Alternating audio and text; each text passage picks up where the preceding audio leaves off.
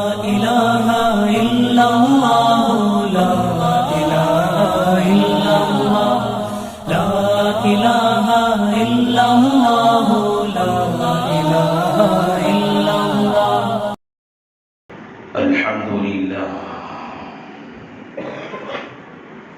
الحمد لله نحمده ونستعينه ونستغفره ونؤمن به ونتوكل عليه ونعوذ بالله من شرور أنفسنا ومن سيئات أعمالنا من يهده الله فلا مضل له ومن يضلله فلا هادي له ونشهد أن لا إله إلا الله وحده لا شريك له ونشهد أن سيدنا ومولانا محمدا عبده ورسوله صلى الله عليه وعلى آله وأصحابه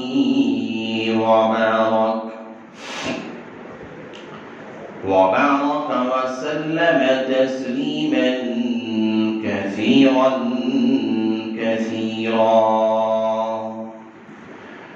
أما بعد فأعوذ بالله من الشيطان الرجيم بسم الله الرحمن الرحيم والعصر إن الإنسان لفي خسر إلا الذين آمنوا وعملوا الصالحات وتواصوا بالحق وتواصوا بالصبر. وقال النبي صلى الله عليه وسلم من رأى منكم منكرا فليغيره بيده فإن لم يستطع فبلسانه فإن لم يستطع فبقلبه ذلك أضعف الإيمان أو كما قال النبي عليه الصلاة والسلام. رب اشرح لي صدري ويسر لي أمري واحلل عقدة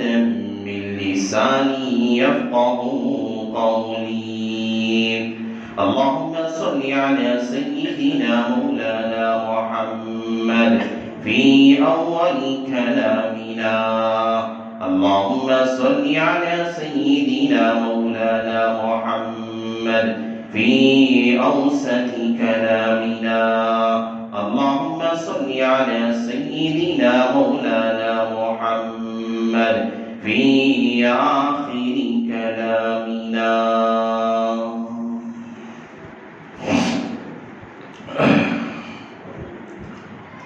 معزز سامعین کرام اور میرے غیور مسلمان بھائیوں،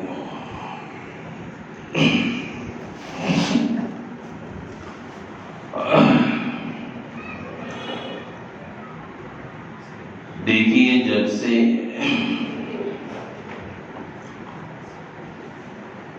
اللہ تبارک و تعالی نے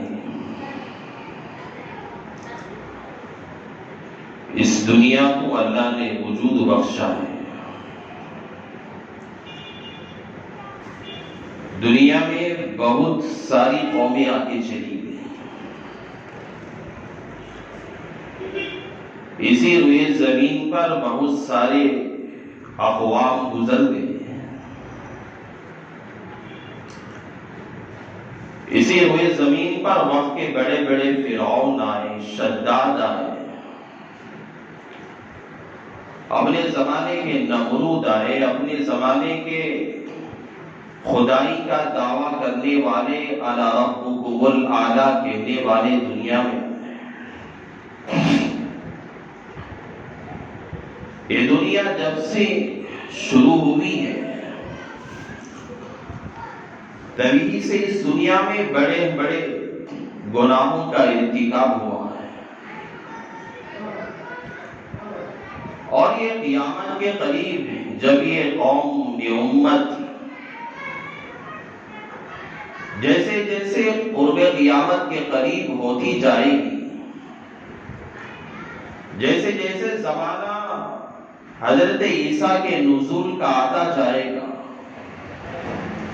جس طرح زمانہ حضرت مہدی علیہ السلام کا آتا رہے گا،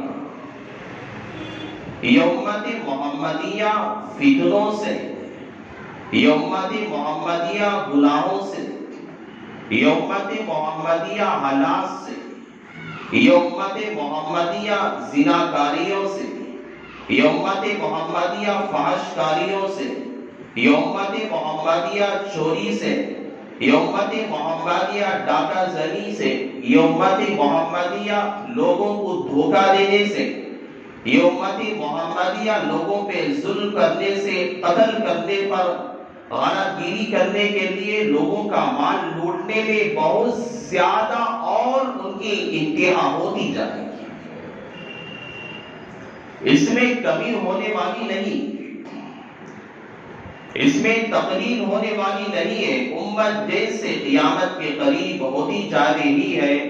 امت کے حالات بگڑتے جا رہے ہیں، امت کا شیرازہ بکھرتا جا رہا ہے۔ حضرت ابو سعید خدری رضی اللہ تعالیٰ عنہ فرماتے ہیں، اللہ کے نبی علیہ الصلوۃ والسلام جو میں نے سورت تلاوت فرمائی، سورہ عصر مختصر سی سورت ہے، چھوٹی سی سورت ہے، 2-4 لائنوں میں ہے۔ صحابہ کا معمول ایسا تھا، یہ سورت کسی سے ملاقات صحابہ کرتے، ایک دوسرے کو سورت پڑھ کے سناتے۔ ایک صحابی کسی سے سلام کرتا تو دوسرا صحابی سورہ عصر پڑھ کے سناتا۔ کہیں کسی مجلس میں بیٹھتے تو کوئی دوسرا صحابی سورہ عصر پڑھ کے سناتا۔ اللہ کے نبی علیہ الصلوۃ والسلام نے کہا کہ اس سورت پاک کے اندر اللہ نے پوری انسان کی زندگی کو بکھیر کے رکھ دیا۔ اللہ نے سورت میں کہا والعصر، اللہ نے قسم کھائی ہے، میرا پالنے والا، آپ کا پالنے والا، اس کائنات کے نظام کو چلانے والا، وقت کے فرعونوں کو، وقت کے شدادوں کو، وقت کے نمرودوں کو، وقت کے اپنے زمانے کے ظالموں کو چلانے والا، اپنے زمانے کے دجالوں کو روزی دینے والا، بڑے بڑے خدائی کا دعویٰ کرنے والے روئے زمین پہ موجود ہیں، انہیں پالنے والا، روزی دینے والا اور ان کی سلطنت کو ابھی بھی باقی رکھنے والا بس میرا رب ہے، اللہ کی ذات ہے۔ اس کی ذات سے بڑھ کر دنیا میں کسی کی ذات نہیں ہے۔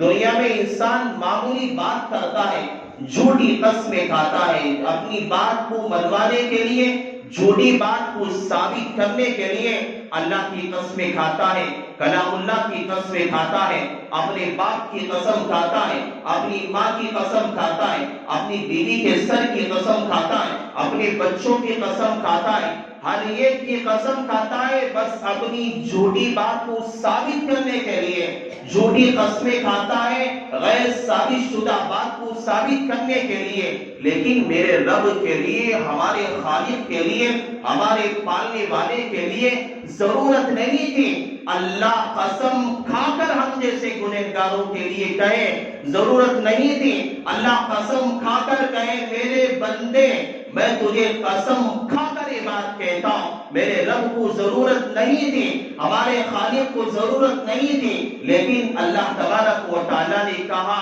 میں زمانے کی قسم کھا کے کہتا ہوں والعصر، اے میرے بندوں اور میرے اوپر ایمان لانے والے لوگوں، میں زمانے کی قسم کھاتا ہوں۔ آپ سوچ کے دیکھیے اللہ کیا کہنا چاہتا ہے، اللہ کیا بتانا چاہتا ہے، اللہ کیا سمجھانا چاہتا ہے۔ آخر کیا بات ایسی ہے اللہ مومنوں سے کہنے والا ہے، آخر کیا وہ کلام ہے جو اللہ ہمیں سمجھانا چاہتا ہے، آخر وہ کیا کلام ہے جو اللہ مومنوں کے دل میں بٹھانا چاہتا ہے، آخر وہ کون سی بات ہے جو اللہ تعالیٰ بندوں کے دلوں میں ثابت کرنا چاہتا ہے. اللہ چاہتا تو کہتا اے ایمان والو یا ایھا الذین آمنو یا ایھا المسلمون، اے مسلمانوں، اے مومنوں، اے میرے اوپر ایمان لانے والوں. اللہ خطاب کر سکتا تھا لیکن میرے بھائی میرے رب نے ایسا خطاب نہ کیا. اللہ نے کہا میں اپنے زمانے کی قسم کھا کے کہتا ہوں. آخر کیا کلام تھا اللہ کا. اللہ کیا کہنا چاہتا ہے ہم سے، اللہ کیا بات بولنا چاہتا ہے، اللہ کیا سمجھانا ہمیں چاہتا ہے. یا ایھا الذین آمنو، اللہ کہہ سکتا تھا. اللہ نے قسم دلوا کر، اللہ نے تاکید پر، اللہ نے تائیدی طور پر بندوں سے کہا جس طرح تم دنیا میں اپنی بات ثابت کرنے کے لیے قسم کھاتا ہو میرا رب جھوٹا نہیں ہے. واللہ نعوذ باللہ، اللہ کبھی بھی جھوٹ بات نہیں کہہ سکتا. اللہ کا نہ کلام جھوٹا ہے، نہ اللہ کی کوئی کتاب جھوٹی ہے، نہ اللہ کا کوئی رسول جھوٹا ہے، نہ اللہ کا کوئی نبی جھوٹا ہے. ساری باتیں برحق ہوتے ہوئے اللہ تعالی نے کہا والعصر، اے میرے بندوں میں زمانے کی قسم کھا کے میں تم سے کہتا ہوں ان الانسان لفی خسر. سارے جتنے تم دنیا میں بستے ہو، کوئی اللہ نے مطلق و مقید بات نہیں کی کہ فلاں آدمی عبداللہ خسارے میں، عبد الرشید خسارے میں، فلاں بندہ خسارے میں، فلاں نام والا خسارے میں. اللہ نے کسی کو مقید نہیں کیا. یا ان الانسان لفی خسر، اے ایمان والو سب کے انسانوں تم جتنے دنیا میں بستے ہو رے زمین پہ، سب کے سب تم گھاٹے میں ہو، سب کے سب تم خسارے کے اندر ہو، سب کے تم بربادی کے دانے پہ کھڑے ہوئے ہو. ان الانسان لفی خسر، سب کے سب گھاٹی کے اندر کھڑے ہوئے ہو. تم میں سے کوئی بچا ہوا نہیں ہے، تم میں سے کوئی الگ نہیں ہے، تم میں سے کوئی مستثنا نہیں ہے، تم میں سے کوئی الگ نہیں ہے. جتنے روئے زمین پہ انسان بستے ہیں سب کے سب تم میں سے ہر آدمی خسارے میں ہے، گھاٹے میں ہے. ان الانسان لفی خسر. گھاٹے میں کیا کرنا چاہیے؟ ہر انسان گھاٹے میں، میں بھی گھاٹے میں ہوں، آپ بھی گھاٹے میں. آپ بھی خسارے پہ کھڑے ہوئے، آپ بھی تباہی کے دہانے پہ کھڑے ہوئے، آپ بھی برائیوں کے دہانے پہ کھڑے ہوئے، آپ بھی فحاشی کی جگہ پہ کھڑے ہوئے. آنکھ اٹھا کے آپ دیکھتے ہیں آپ کو بے حیائیاں نظر آتی ہیں، آنکھ اٹھا کے دیکھتے ہیں فحاشیاں نظر آتی ہیں، آنکھ اٹھا کے ہم دیکھتے ہیں ہر طرح کی برائیاں آج ہمارے سامنے ہیں. قدم بڑھاتے ہیں گناہ ہمارے سامنے نظر آتے ہیں، قدم اٹھا کے رکھتے ہیں گناہ ہمیں بلواتا ہے، ہمارا دل اس کی طرف لپکنے کے لیے تیار ہو جاتا ہے. ہر آدمی خسارے میں ہے، ہر انسان خسارے میں پڑا ہوا ہے، ہر آدمی گھاٹے میں پڑا ہوا ہے. اور اس گھاٹے سے نکلنے کے لیے کیا کرنا چاہیے، کیا عمل کرنا چاہیے؟ اللہ تعالیٰ نے آگے فرمایا ان الذین آمنوا وعملوا الصالحات. سب سے پہلے تجھے گھاٹے سے بچنا ہے، تجھے خسارے سے بچنا ہے. یہ دنیا فحاشی کا اڈا ہے، یہ دنیا بے حیائی کا اڈا ہے، یہ دنیا غارت گیری کا اڈا ہے، یہ دنیا ایمان کو سلب کر دینے والی جگہ ہے، یہ دنیا انسان کی ایمان کو ختم کر دینے والی جگہ ہے. اس خسارے کی دنیا میں، اس گھاٹے کی دنیا میں، اس امتحان کی دنیا میں، اس آزمائش کی دنیا میں اے انسان اگر تو کامیاب بننا چاہتا ہے، اپنے ایمان کی حفاظت کرنا چاہتا ہے، اپنے آپ کو بچانا چاہتا ہے، الا الذین آمنوا، سب سے پہلے تجھے چاہیے تو اپنے خالق پر، اپنے پالنے والے پر، اپنے خالق اور مالک پر، اپنا روزی پہنچانے والا تجھے صبح سے لے کر شام تک تیرے گناہ دیکھتا ہے. تو شام میں بھی گناہ کرتا ہے، دن میں بھی گناہ کرتا ہے، گناہ سمجھ کر گناہ کر رہا ہے. لوگوں پہ تو کبھی ظلم کرتا ہے، لوگوں کا حرام مال کھاتا ہے، لوگوں پہ زیادتی کرتا ہے، رشوتیں دیتا ہے، نمازیں ختم کر دیتا ہے، اللہ کو ناراض کرنے والے کام کرتا ہے. لیکن تیرے تیرا خدا تجھے دیکھ رہا ہے، لیکن اس کے باوجود بھی اللہ تجھے روزی دے رہا ہے، اللہ تجھے وقت پہ کھانا پہنچا رہا ہے، اللہ تجھے وقت پہ کمائی کے صحیح ذرائع مہیا کر رہا ہے، ایسے رب پر اور ایسے خالق پر اور ایسے تیرے مالک پر تجھے چاہیے کہ تو اس پہ پختہ یقین رکھے، ایمان صحیح طور پہ لائے۔ دوسری بات اللہ کہتا ہے کیا کرے بندہ، ایک تو ایمان خالق پہ لانا بندہ، دوسری بات اللہ تعالیٰ نے کہا وَعَمِلُ الصَّالِحَاتِ، بندے کو چاہیے نیک اعمال کرے، اچھے اعمال کرے، برائی کی طرف نہ جائے۔ دنیا میں نے کہا، اللہ نے کہا یہ دنیا خسارہ ہے، یہ دنیا کی زندگی کے اندر ہمیشہ برائیاں انسان کو نظر آتی ہے، نوجوان ہے، بوڑھا ہے، ہر آدمی کو برائیاں، مرد عورت سب کو برائیاں یہاں پہ اچکنے لگتی ہے، اور شیطان ہمیشہ ان کے دلوں میں وساوس پیدا کرتا ہے، فحاشی کی طرف، زناکاریوں کی طرف، غلط کاریوں کی طرف، بدکاریوں کی طرف، یہ شیطان وسائس پیدا کرتا ہے۔ اللہ نے اسی وجہ سے کہا سب کے سب تم خسارے میں ہو، سب کے سب تم گھاٹے کے اندر ہو، اور تمہیں بچنا ہے تو تمہیں نیک اعمال کرنا پڑے گا، اچھے اعمال کرنا پڑے گا، تمہیں نماز پڑھنا پڑے گا، تمہارے دل کو اللہ کے سامنے رو رو کے اسے گڑ گڑا کے منوانا پڑے گا، تمہیں اپنے خالق کے سامنے کھڑے ہو کر اپنی معافی منگوانا پڑے گا، اپنے خالق کے سامنے سجدہ ریز ہو کر اپنے گناہوں سے نادم اور شرمندہ ہو کے توبہ کرنا پڑے گا، اپنے رب کے سامنے کھڑے ہو کے کبھی دو آنسو تجھے بہانا پڑے گا، جب تو جا کے یہ کام کرے گا، ایمان لائے گا، عمل صالح کرے گا، نیک اعمال کرے گا، چاہے دنیا خسارہ ہے، یہ دنیا کی زندگی گھاٹا ہے، تجھے ہر طرف بے حیائی نظر آتی ہوگی، ہر طرف تجھے زناکاری کے اڈے تجھے بلاتے ہوگے، لیکن تو یہ اعمال کرے گا میرے بندے، اگر تو نیک عمل کرے گا، اپنے رب پہ ایمان لائے گا، دنیا کی کوئی گھاٹی، دنیا کی کوئی اڈے، دنیا کی کوئی فحش کے کام تجھے کوئی تیرا بال بھی بگاڑ نہیں کر سکتے، تجھے کوئی بگاڑ نہیں سکتے، تجھے سب سے پہلے نیک اعمال کرنا پڑے گا۔ اللہ کا خطاب یہاں پر کسی ایک فرد کے لیے نہیں ہے، کسی نوجوان کے لیے نہیں ہے، کسی بوڑھے کے لیے نہیں ہے، کسی عورت کے لیے خاص نہیں ہے، اس میں بچہ بھی شامل ہے، بوڑھا بھی شامل ہے، عورت بھی شامل ہے، مرد بھی شامل ہے، نوجوان بھی شامل ہے، 20 سال کی عمر والا بھی شامل ہے، 60 سال کا بوڑھا بھی شامل ہے، 80 سال کا بوڑھا بھی اس میں شامل ہے۔ تیری موت تک کے لیے بات ہے، تیری موت کا فرشتہ تیرے دروازے پہ آ کے جب دستک دے گا اس وقت تک کے لیے بات ہے۔ اللہ نے کہا نیک اعمال کر لیا کر، یہ تیرے نیک اعمال تجھے برائی سے بچا لیں گے۔ دو کام کر لیا، اللہ نے تیسری بات کہا وَتَوَاصَوْا بِالْحَقِّ، اللہ نے بہت اچھی بات اس سورت کے اندر کہی، بہت اچھی بات مفسرین نے اس سورت پر بڑی بڑی تفسیروں کو لکھ دیا ہے، بہت لمبا کلام کیا۔ اللہ تعالیٰ نے تیسری بات کہی اس خسارے کی دنیا میں تو اگر بچنا چاہتا ہے، اس خسارے کے گھاٹے سے تجھے اپنے آپ کو، اپنے نفس کو بچانا چاہتا ہے، وَتَوَاصَوْا بِالْحَقِّ، حق کی دوسروں کو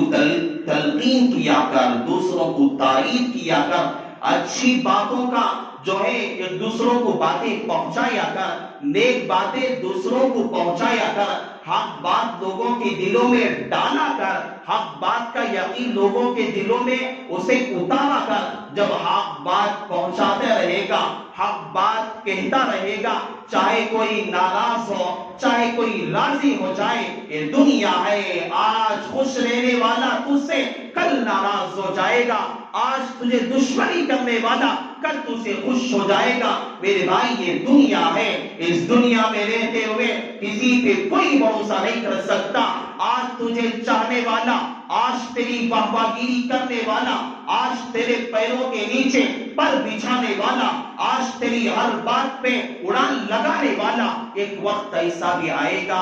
اسی طرح نہیں رہے گا، یہ تجھے ایسا بھی وقت لائیں گے، یہ تجھے زیر کر کے رکھ سکتے ہیں، تجھے نیچے کر کے رکھ سکتے ہیں، تیری عزت کو پامال کر کے رکھ سکتے ہیں، یہ دنیا ہے۔ اس لیے جب بات حق بولنے کی آئے، اللہ تعالیٰ نے کہا حق بات ڈنکے کی چوٹ پہ کہا کر، چاہے تجھے روز کوئی راضی ہو یا ناراض ہو جائے، کوئی فرق پڑنے والا نہیں ہے، بس تیرا رب تجھ سے راضی ہو جائے، تیری آخرت سنور جائے گی۔ دنیا والے چاہے تجھے گالیاں بکیں، بکواس کرے، تیرے ایمان میں کوئی فرق پڑنے والا نہیں ہے۔ ہمیشہ حق بات کی تلقین کیا کر، حق بات کے لیے کھڑا ہوا کر، حق بات کے لیے ایک دوسرے کے کندھے سے کندھے ملا کے کھڑا کر، ہمیشہ حق بات کے لیے آواز پہ آواز لگایا کر، حق بات کے لیے اپنے زانوں کو کھڑایا کر، حق بات کے لیے اپنے جسم کو مضبوط کیا کر، بس لوگوں کے لیے حق بات پہنچانے کے لیے۔ تیسری بات اللہ نے کہی، حق بات ہر جگہ انسان حقائیت حق کے ساتھ رہے گا، سچائیت کے ساتھ رہے گا، دنیا کے سارے لوگ مل جائیں، دنیا کی ساری طاقتیں ایک طرف ہو جائیں، لیکن بندہ جب حق پہ ہوتا ہے، خدا کی قسم دنیا کے نزدیک اس کی ہار ہو سکتی ہے، دنیا کے نزدیک اس کی تذلیل ہو سکتی ہے، دنیا والوں کی نگاہ میں وہ شکست کھا سکتا ہے، لیکن میرے رب کی نگاہ میں اس کی قدر بڑھ جاتی ہے۔ یہ قدر کا اندازہ آج نہیں ہوگا، یہ قدر کا اندازہ آج نہیں ہوگا، یہ اس وقت ہوگا جب ہماری آنکھیں بند ہوگی، جب میدان محشر کا موقع ہوگا، جہاں اعمال تولے جا رہے ہوں گے، اس وقت پتہ چلے گا کون حق کے راستے پہ تھا، کون غلطی کے راستے پہ تھا، کون نے کہا کس وقت سچ بات کہا تھا، ہم نے کب کس کا مذاق بنایا تھا۔ جب سمجھ میں آئے گا، آج سمجھ میں آئے نہ آئے، آج اچھا لگے یا نہ لگے، کوئی فرق پڑنے والا نہیں ہے۔ اللہ نے اس لیے یہ کہا، تیسری بات انسان کے لیے ضروری ہے، ہمیشہ حق کا ساتھ دے، حق بات کہا کرے۔ اللہ تعالیٰ نے اسی صورت میں چوتھی بات اللہ نے کہی، وَتَوَاصَوْا بِالصَّبْرِ، صبر کی تلقین کیا کر۔ صبر سے مطلب کیا ہے؟ حضرت مفتی شفیع صاحب مفسر قرآن حضرت رحمت اللہ علیہ نے اپنی تفاسیر میں لکھا ہے، وَتَوَاصَوْا بِالصَّبْرِ، اس صبر سے مراد مفسرین لکھتے ہیں کہ انسان کو گناہوں سے روکا کرے، اپنے ساتھ اٹھنے بیٹھنے والوں کو گناہوں سے روکا کرے، صبر کی تلقین کرے۔ انسان اسی لیے کہا، یا ایھا الذین آمنوا استعینوا بالصبر والصلاۃ، اللہ نے کہا کہ ایمان والوں نماز کے ذریعے سے، صبر کے ذریعے سے اللہ سے مدد مانگا کرو۔ صبر کا مطلب کیا ہوتا ہے؟ آدمی راستے سے گزر رہا ہے، بے حیا کوئی عورت، اجنبی عورت وہاں سے گزر رہی ہے، دل چاہتا ہے اسے نگاہ ڈال کر اپنی نگاہ کا جو ہے لذت حاصل کر لے، اسے دیکھ لے، دل میں ارادہ پیدا ہوتا ہے، دل چاہتا ہے کہ اس جو ہے اجنبی عورت کو دیکھ لے، لیکن انسان اس پہ صبر کرتا ہے، نہیں اگر یہاں میں دیکھ لوں گا یہ دنیا کی لذتیں یہ دنیا میں ختم ہو جائے گی، مجھے میرے رب کو منہ تو دکھانا ہے، اس پہ صبر کر لیتا ہے۔ اللہ تعالیٰ کہتے ہیں بندے کو ایسی لذت اس پہ ملتی ہے، ایسی لذت ملتی ہے وہ دنیا میں اندازہ نہیں لگا سکتا، آخرت میں جب پہنچے گا اللہ تعالیٰ اس گناہ پہ صبر کرنے پر اسے بڑے انعامات سے نوازے گا۔ بندہ اس وقت سوچے گا، ارے اللہ نے مجھے کیا نوازا، ایک معمولی گناہ پہ میں نے صبر کیا۔ انسان کے ساتھ